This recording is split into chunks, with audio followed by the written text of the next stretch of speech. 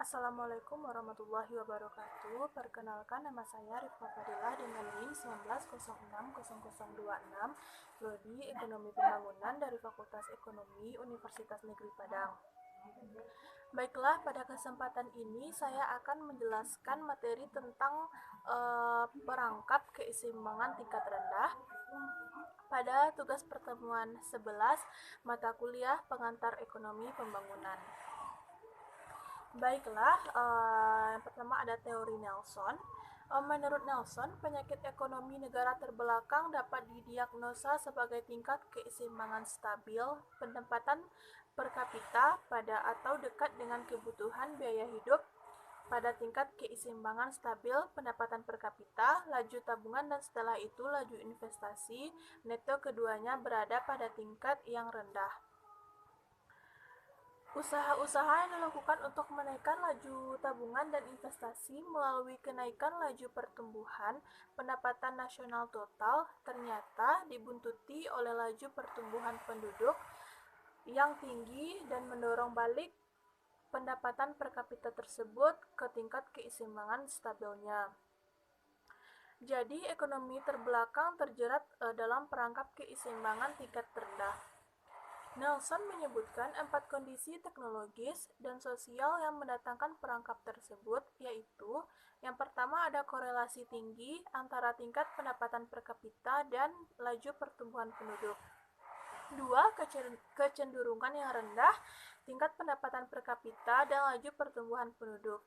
Yang kedua, kecenderungan yang rendah untuk menggunakan pendapatan per kapita tambahan guna meningkatkan investasi per kapita.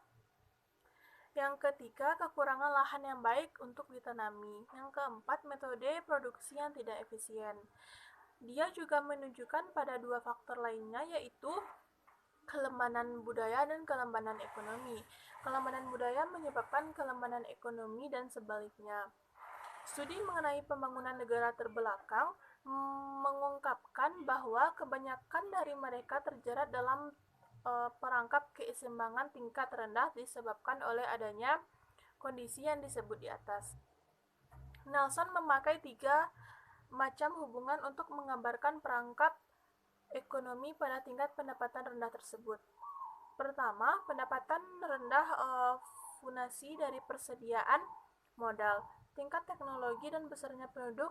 Kedua, investasi neto terdiri dari modal yang tercipta dari tabungan dalam bentuk tambahan pada persediaan alat dan perlengkapan sektor industri, plus tambahan lahan baru pada luas lahan yang sedang diolah.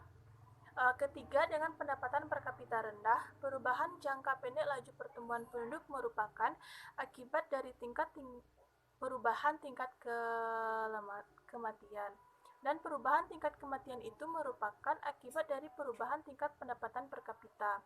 Namun demikian, waktu pendapatan per kapita mencapai tingkat jauh di atas kebutuhan hidup, kenaikan berikutnya dari pendapatan per kapita tidak lagi mempunyai pengaruh yang berarti pada tingkat kematian. Berdasarkan seperangkat ini, tesis Nelson dijelaskan pada gambar di bawah ini. Baik, nanti akan saya tampilkan gambarnya.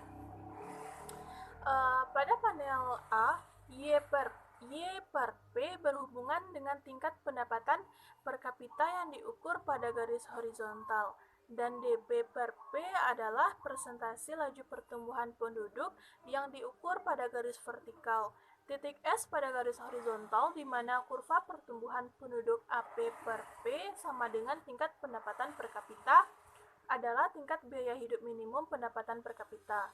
Pada panel B, DK per P adalah laju investasi per kapita yang berasal dari tabungan yang diukur pada garis vertikal. Kurva ini memotong garis horizontal pada titik X yang merupakan tingkat tabungan nihil. Ke kiri dari titik ini adalah investasi negatif. Pada sisi lain, jika kita bergerak ke atas titik X sepanjang kurva pertumbuhan investasi, laju investasi per kapita akan naik bahkan melebihi batas fisik atas dari laju pertumbuhan penduduk. Sebagaimana yang ditunjukkan oleh titik U pada panel A. Pada panel C, seperti biasa, garis horizontal menggambarkan tingkat pendapatan per kapita. Pada garis vertikal diukur laju pertumbuhan penduduk dan laju pertumbuhan pendapatan total. DY per Y adalah kurva pertumbuhan pendapatan, dan DP per P adalah kurva pertumbuhan penduduk di berbagai tingkat pendapatan per kapita. Titik S digambarkan sedemikian rupa sehingga sama dengan tingkat tabungan pendapatan nihil X dan tingkat biaya hidup minimum. Dan pendapatan per kapita S absen sehingga S sama dengan X sama dengan S absen. S adalah titik perangkap keseimbangan tingkat rendah. Tingkat pertumbuhan nihil di mana laju pertumbuhan DP per P pada garis horizontal karena setiap kenaikan pendapatan per kapita yang melebihi S absen. Di sini menyebabkan laju pertumbuhan penduduk menjadi lebih tinggi ketimbang laju pertumbuhan pendapatan, sehingga ekonomi terdorong balik ke S. Titik keseimbangan akan stabil. Jadi, ekonomi terjerat dalam perangkat keseimbangan tingkat rendah.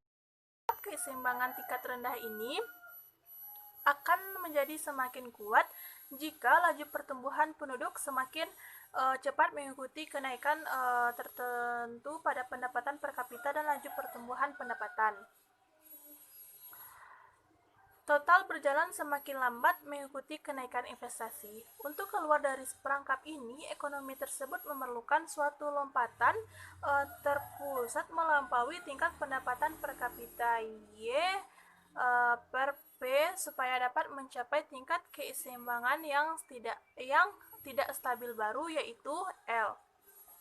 Melewati titik ini, pendapatan berkembang pada laju yang lebih tinggi dan pada laju pertumbuhan penduduk yang stabil pada batas fisik atas. Jadi, kenaikan pendapatan per kapita adalah kumulatif melampaui tingkat Y per P absen sampai perekonomian mencapai titik Y per P, di mana laju pertumbuhan pendapatan sama dengan laju pertumbuhan pendapatan sama dengan laju pertumbuhan penduduk.